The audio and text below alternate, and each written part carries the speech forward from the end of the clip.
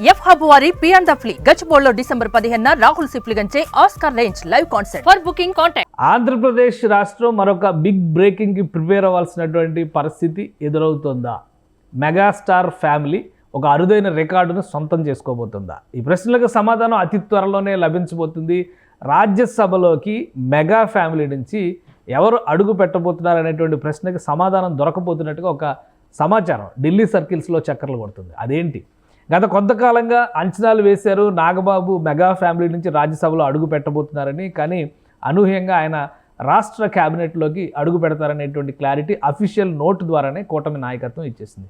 ఈ నేపథ్యంలో ఇప్పుడు మెగాస్టార్ చిరంజీవి రాజ్యసభలోకి అడుగు పెట్టేటువంటి అరుదైనటువంటి అవకాశాన్ని దక్కించుకోబోతున్నట్టుగా ఒక సమాచారం ఢిల్లీ సర్కిల్స్లో విపరీతంగా వైరల్ అవుతుంది. దీనికి కారణం ఏంటి ఒకసారి విశ్లేషించేటువంటి ప్రయత్నం చేద్దాం. చిరంజీవి గతంలో కూడా రాజ్యసభ మెంబర్గా ఆయన పనిచేశారు. నిజానికి రాష్ట్ర విభజన సందర్భంలో ఆయన కేంద్ర మంత్రిగా ఉన్నారు. టూరిజం శాఖని ఇండిపెండెంట్ ఛార్జ్తో ఆయన చూసినటువంటి పరిస్థితి. ఆ తర్వాత జరిగినటువంటి పరిణామాలతో రాజకీయాలకు దూరంగా పూర్తిగా సినీ రంగంలోనే తన జీవితాన్ని కొనసాగించాలనేటువంటి నిర్ణయానికి ఆయన వచ్చారు. ఈ నేపథ్యంలో ఇక పవన్ కళ్యాణ్ జనసేన పార్టీ అధినేతగా రాజకీయాల్లో చక్రం తిప్పేటువంటి శకానికి నాంది పలికింది 2024. ఇప్పుడు ఆంధ్రప్రదేశ్ అసెంబ్లీలో మెంబర్గానే కాకుండా రాష్ట్రానికి ఉప ముఖ్యమంత్రిగా రిప్రజెంట్ చేస్తున్నారు పవన్ కళ్యాణ్. మరోవైపు అదే రాష్ట్రంలో శాసన మండలి నుంచి రిప్రజెంట్ చేసేటువంటి అవకాశం నాగబాబుకు వచ్చింది. 3 సభల్లో కూడా ఒకే ఫ్యామిలీ నుంచి రిప్రజెంటేషన్ ఇచ్చినటువంటి ఫ్యామిలీగా మెగా ఫ్యామిలీ ఒక అరుదైన రికార్డును సొంతం చేసుకుంది. అయితే ఇప్పుడు మరొక అడుగు ముందుకు వేసి చిరంజీవి రాజ్యసభలోకి అడుగు పెట్టబోతున్నారు. దీనికి ఉన్నటువంటి బలమైన కారణం ఏంటి ఒకసారి విశ్లేషించేటువంటి ప్రయత్నం చేద్దాం. మొత్తం రాజ్యసభలో ప్రస్తుతం 8 స్థానాలు ఖాళీలు ఉన్నాయి. ఈ 8 స్థానాల్లో భర్తీ చేసేటువంటి క్రమంలో ఎన్డీఏ కూటమి పెద్దలు కీలకమైనటువంటి ఆలోచనలు చేస్తున్నట్టుగా ఒక సమాచారం అందుతుంది. ఒకసారి వివరాలు చూద్దాం. ప్రస్తుతం ఉన్నటువంటి రాజ్యసభలో బలాబలాల పరంగా చూస్తే కనుక 95 స్థానాల్లో బీజేపీ అతిపెద్ద పార్టీగా ఉంది. ఇక కాంగ్రెస్ పార్టీ కేవలం 27 స్థానాలకు మాత్రమే పరిమితమైంది. ఇక పదే రాజ్యసభ నంబర్ వచ్చిన ప్రతిసారి కూడా ఒక చర్చ జరుగుతూ ఉంటుంది. ఆ చర్చ ఏంటంటే రాజ్యసభలో ఎన్డీఏ కూటమికి బలం లేదు అనేటువంటి వాదన వినిపిస్తుంది. కానీ వాస్తవానికి ఇప్పుడున్నటువంటి ఈక్వేషన్స్ ప్రకారం చూస్తే కనుక రాజ్యసభలో 125 స్థానాల్లో ఎన్డీఏ కూటమి 125 స్థానాలను దక్కించుకుని ఆధిపత్యంలో ఉన్నటువంటి పరిస్థితి ఎన్డీఏ కూటమికి ఉంది. ప్రస్తుతం ఏర్పడినటువంటి 8 ఖాళీల పరంగా చూస్తే కనుక 4 స్థానాలు జమ్మూ కాశ్మీర్ నుంచి రిప్రజెంటేషన్ ఇవ్వాలి. జమ్మూ కాశ్మీర్ నుంచి పెండింగ్లో ఉన్నటువంటి స్థానాలు.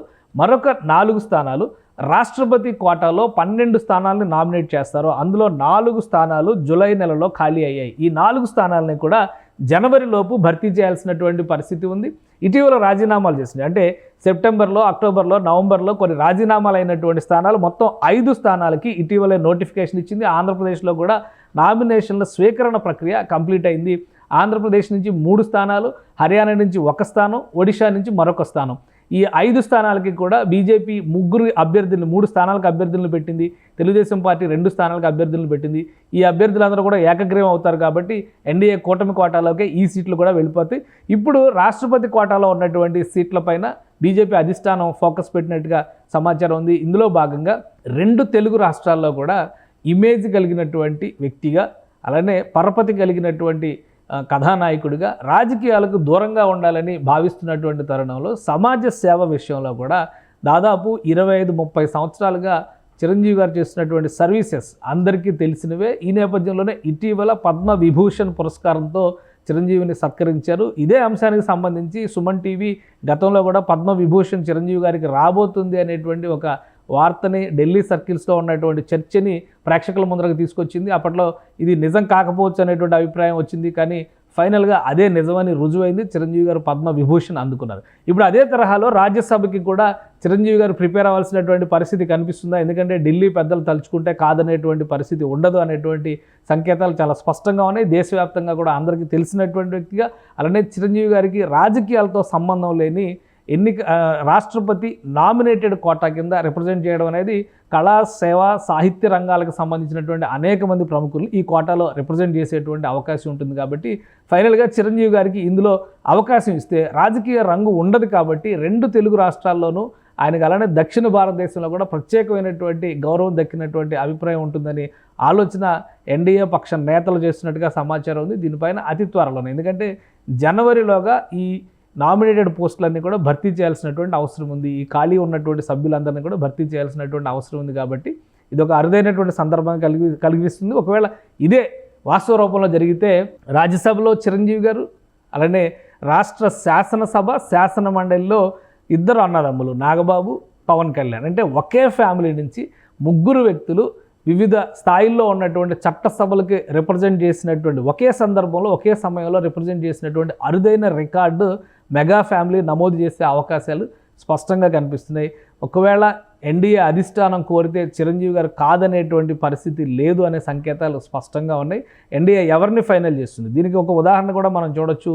ఎందుకంటే ఇటీవల రాజ్యసభకి రాజీనామా చేసినటువంటి బీసీ ఉద్యమ నేత ఆర్ కృష్ణయ్యని ఎవరు కూడా ఊహించలేదు. కానీ బీజేపీ నాయకత్వం సెలెక్ట్ చేసి ఆంధ్రప్రదేశ్ నుంచి మరొకసారి ఆయననే రాజ్యసభకి పంపింది. ఎందుకంటే వైఎస్ఆర్సీపీ నుంచి గతంలో రిప్రజెంట్ చేశారు. అంతకుముందు తెలుగుదేశం పార్టీలో ఆయన ఎమ్మెల్యేగా గెలిచినటువంటి వ్యక్తి. కాబట్టి ఇక ఆయన అవకాశాలు సన్నగిలినట్లయినా అందరూ భావించారు. రాజ్యసభకి వెళ్లకుండానే ఉంటారని అనుకున్నారు. కానీ అనూహ్యంగా ఎన్డీఏ అధిష్టానం మాత్రం ఒక కీలకమైన నిర్ణయం తీసుకుని బీసీ ఉద్యమకారుడిగా ఆయనకు ఒక స్పెషల్ ప్రొజెక్షన్ ఇచ్చింది రాజ్యసభకి నామినేట్ చేయడం ద్వారా. ఇప్పుడు కూడా చిరంజీవి గారు చేసినటువంటి సర్వీసెస్, సేవా కార్యక్రమాలు, అలానే ఆయనకున్నటువంటి రాజకీయ అనుభవం, అలానే రాష్ట్రాల పట్ల, రెండు రాష్ట్రాల పట్ల ఆయనకున్నటువంటి అవగాహన, ముఖ్యంగా దక్షిణ భారతదేశంలో ఫిల్మ్ ఇండస్ట్రీ నుంచి టవరింగ్ పర్సనాలిటీగా చిరంజీవి గారికి ఉన్న ప్రత్యేకత, వీటన్నిటిని దృష్టిలో పెట్టుకునే రాజ్యసభకి ఆయనని ఎంపిక చేసే అవకాశాలు చాలా స్పష్టంగా ఉన్నాయి. ఫైనల్ లిస్టులో కనుక ఈ పేరు పరిశీలనలో ఉంటే చిరంజీవి గారు ఖచ్చితంగా ఆమోదించడానికి అవకాశం కూడా ఉంది. ఒకవేళ అదే జరిగితే ఒకే ఫ్యామిలీ నుంచి ముగ్గురు అన్నదమ్ములు 3 చట్టసభలకు రిప్రజెంట్ చేసినటువంటి ఒక అరుదైన రికార్డు దేశంలోనే ఈ అన్నదమ్ములు నెలకొల్పేటువంటి ఛాన్సెస్ స్పష్టంగా కనిపిస్తున్నాయి. సుమన్ టీవీలో మీ పర్సనల్ అండ్ బిజినెస్ ప్రమోషన్స్ కోసం కింది నెంబర్కి కాంటాక్ట్ చేయండి.